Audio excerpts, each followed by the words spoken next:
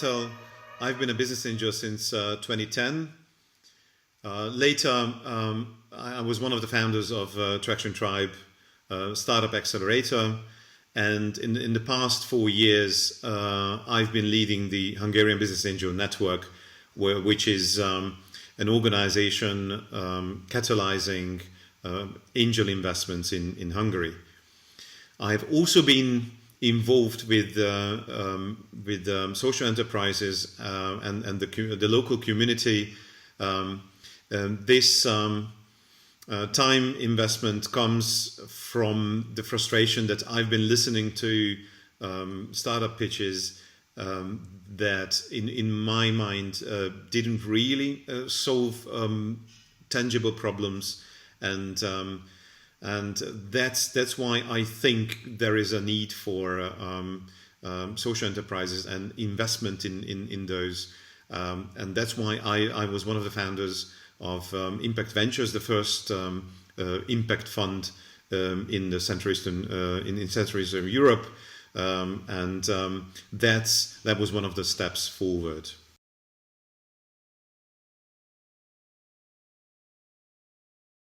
I deeply believe that profit and an impact on society, a positive impact on society, are not mutually exclusive. Quite on the contrary, the two work hand in hand. And how can you produce an impact if you are unable to survive? So profit is something that that's one element of sustainability, and if you are you have activities in your project that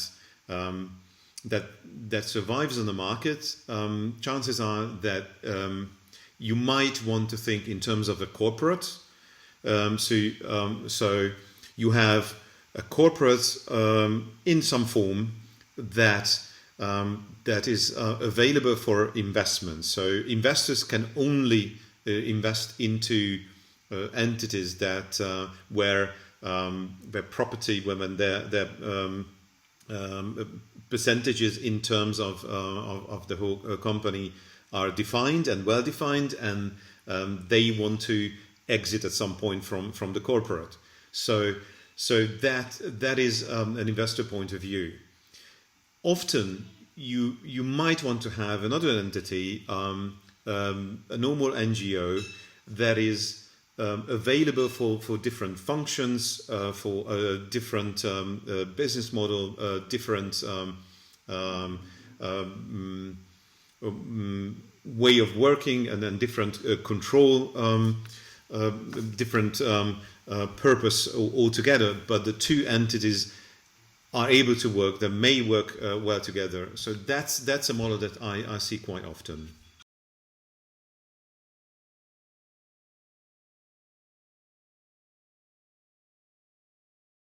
Thinking about governance, the first word that occurs to me is balance.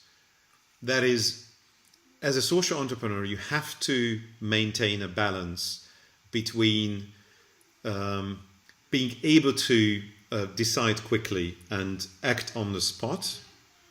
I mean, we are in a world now where sometimes in hours or in days, circumstances change so quickly that you have to react quickly and sometimes radically, and you can't do this in a fully democratic way. You can't ask everybody all the time. So that's on one hand.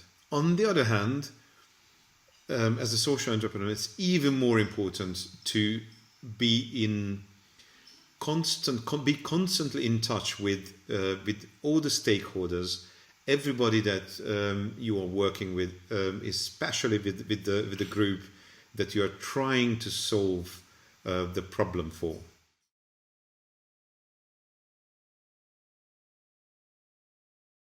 There's a saying that's really important for me in terms of management. Your organization can grow as fast as you as a leader are able to learn and develop. And I think that's extremely important to understand that an enterprise, any enterprise, but a social enterprise especially, is basically a journey in a journey, basically a journey of your personal development. Why? Because it's an extremely complex game. On one hand, you have a number of hard skills that you have to master, starting with finance and planning and cash flow and that kind of stuff. But also, like when we talk about marketing or sales or product development or strategy, these are huge topics on their own right, and you basically you have to be able to, at least you have to be at a level that sort of good enough level, and you have to understand each and every topic at some level. On the other hand, there is another group that the soft skills are extremely important to run the show. First of all, you have to be good at managing your time, being efficient, being efficient in communication, and build a team and communicate with them and hold them together. These are skills that are difficult, and that's a constant learning. So mastering all these is difficult in itself, and of course many of these parts can break down in time, and then that can cause problems. But there are some patterns that do emerge if you work with social enterprises, and one of the key patterns is that the lack of entrepreneur mindset and the entrepreneur knowledge.